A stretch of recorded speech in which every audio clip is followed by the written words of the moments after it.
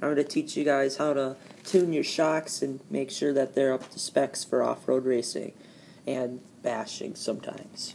So, for their front shocks and rear shocks, you should have some good springs for your shocks that will not be too stiff. They just have to keep the ride height level so that the A-arms are level, just like the front of my Slash.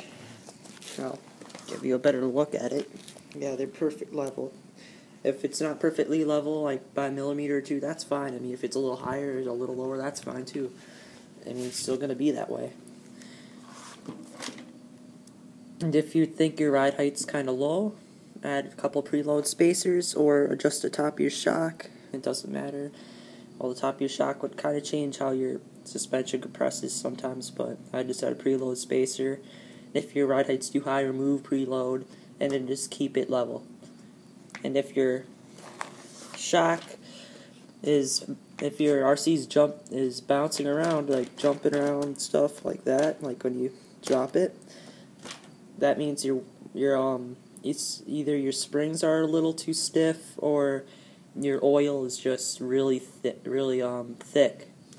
So I just get different oil.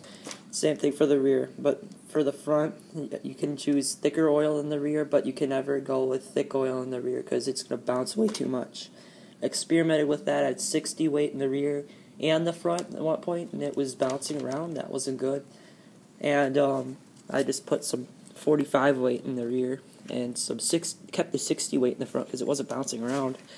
And it's perfect. It comes back up with ease.